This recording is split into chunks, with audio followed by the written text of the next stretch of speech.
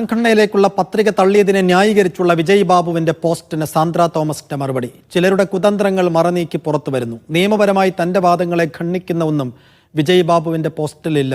കാര്യങ്ങൾ കോടതി വിലയിരുത്തുമെന്നും സാന്ദ്രയുടെ FB post.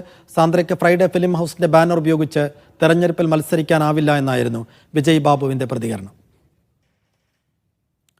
Lydia Jacob വിശദാംശങ്ങൾ നൽകും. ലിഡിയ, വിജയ് ബാബുവിന്റെ FB പോസ്റ്റിന് FBയിലൂടെ തന്നെ സാന്ദ്രയുടെ മറുപടി എന്താണ് അതിന്റെ ഉള്ളടക്കം? ഷെയ്ഫുദ്ദീൻ, വിജയ് ബാബു അല്പം മുമ്പിട്ട ഫേസ്ബുക്ക് പോസ്റ്റിൽ ഫ്രൈഡേ ഫിലിം ഹൗസിന്റെ ബാനർ ഉപയോഗിച്ച് തെരഞ്ഞെടുപ്പിൽ മത്സരിക്കാൻ സാന്ദ്രയ്ക്കാവില്ല എന്ന കാര്യമായിരുന്നു ഉന്നയിച്ചിരുന്നത്.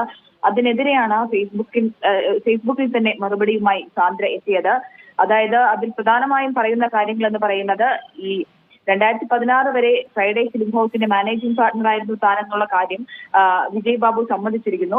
2016 ശേഷം ഫ്രൈഡേ ഫിലിം ഹൗസിൽ താൻ ഒരു അവകാശവാദവും ഉന്നയിച്ചിട്ടില്ല. പക്ഷെ തന്റെ വാദം ഇത്ര മാത്രമാണ്: പ്രൊഡ്യൂസേഴ്സ് അസോസിയേഷന്റെ നിയമാവലി പ്രകാരം ആ സമയത്ത്, അതായത് 2016 മുൻപ് താൻ മാനേജിംഗ് പാർട്ണർ ആയിരുന്ന സമയത്തുള്ള സിനിമകളുടെ ക്രെഡിറ്റ് അല്ലെങ്കിൽ അതിന്റെ സെൻസർ സർട്ടിഫിക്കറ്റുകൾ തന്റെ പേരിലുള്ളതാണ്. അത് ഉപയോഗിച്ച് തനിക്ക് പ്രൊഡ്യൂസേഴ്സ് അസോസിയേഷന്റെ തിരഞ്ഞെടുപ്പിൽ മത്സരിക്കാൻ സാധിക്കും. അതുകൊണ്ട് തന്നെ സാന്ദ്ര വിജയ് ബാബുവിന്റെ അല്ലെങ്കിൽ ഈ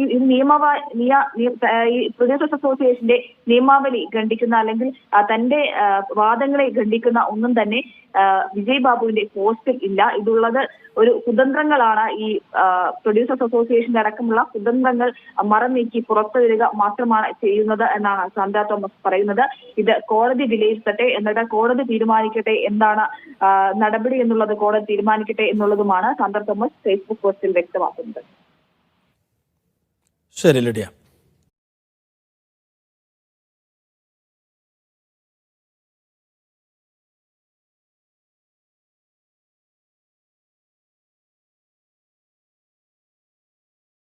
You always wondered why that app didn't exist. Now you can make it. Meet Replit Agent,